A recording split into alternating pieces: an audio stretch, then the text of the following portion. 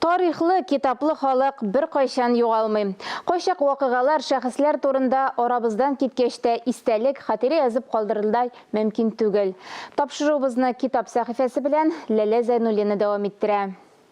Исәнмесез, иң изге һөнәр ияләре табиблар турында чыккан беренче китап Габдрахман Әбсәләмовның Ак чәчәкләре булса, икенчесе олы җанлы кеше хирург һәм профессор Галиевның Язмышы дигән китаптыр мөгаен. Милли китапханәдә медицина фәннәре докторы профессор Ринат Галиевның тормышына һәм профессиональ эшчәнлегенә багышланган китапны тәкъдим итү кичәсе булды. Бер генә китап түгел, ә менә романнар, томнар язырлык. Чөнки әлеге кешенең тарихы бер яктан бик каты гади булса, икенче яктан ул бөтен кеше өчен үрнәк булырлык тарих. Ринат Харис безнең Галиев, ул Россия тарихында булган күп язмышларны кабатлый торган язмыш, һәм ул урысча да бик шамалы гына белгән хәлдә үзен менә нинди зурлыктагы, нинди дәрәҗәдәге Россия гына түгел, бөтен дөнья күләм танылган уролог дәрәҗәсенә үстереп җиткерә. Ул профессор да, ул трансплантолог да, ул шул ук вакытта онколог да, ул бик күп кырлы талант. Ринат Галиев Татарстанда медицина өлкәсендә кеше органнарын күчереп утыртуга нигез салган шәхес. Россиянең һәм Татарстанның атказанган табибы. Россия һәм Европаның уролог, онкологлар оешмасы әгъзасы.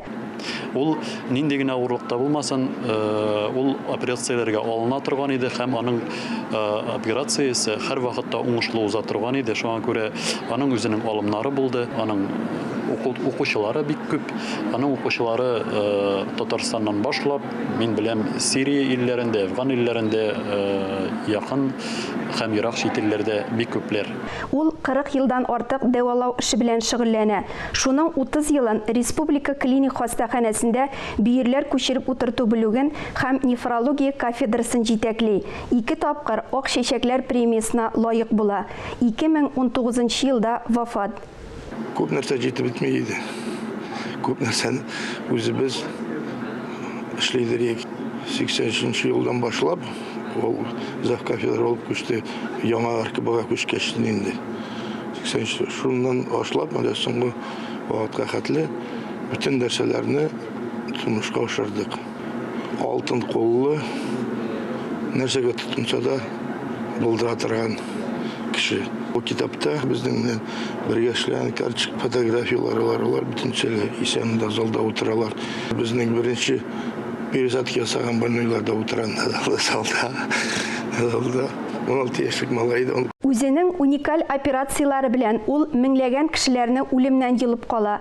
Аның исеме Россия медицинасы өлкәсенә алтын хәрефләр белән язылган. Ринат Харисны мин эшкә килүдән беләм 89 елдан. Ул шын зур шәхес, зур укытучы. Беренче операцияларны миңа өйрәткән кеше ул. Шуның белән бер ул гомер буе ул врач булырга да өйрәтте, хирург булырга да өйрәтте, кеше булырга да өйрәтте. Ул үзе бик кешелекле кеше, бик оста шәхес, бик оста куллы хирургия. Ул иртәннән кичкә кадәр зур операциялар ясый торган.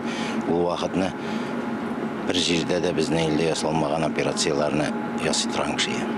Китапның идея авторы хатыны Галия Галиева, язучы авторы Валерий Мирошников.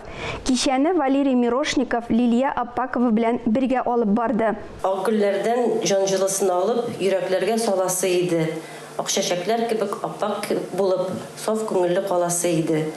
Әйе, ак чәчәкләрдәй ак күңелле, изге җанлы кешеләр генә саваплы да, җаваплы да хезмәтне үти, шатлык өләшә аладыр. Авыллар тарихын өйрәнү изге һәм кирәкле гамәл. Кайбыч авылы тарихы турында китап нәшер ителде.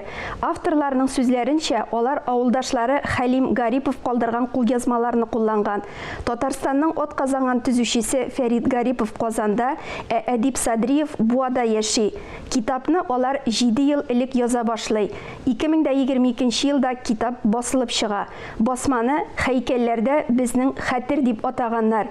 Һәйкәлләр кабер ташларыннан даже укып, галимнәр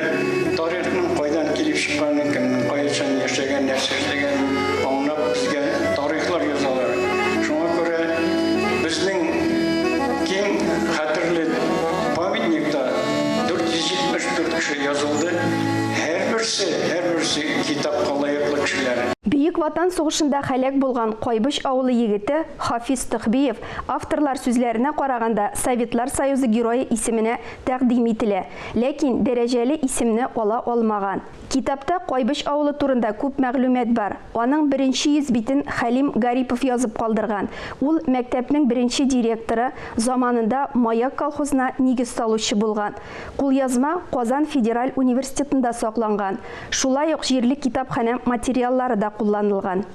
Хәлим абыйдан калган иң беренче тарихта миндә саклана кулъязма.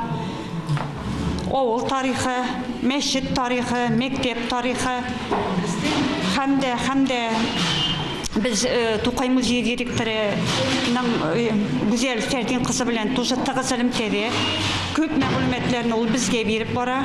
Без аның белән бик тыгыз элемтәдә эшлибез.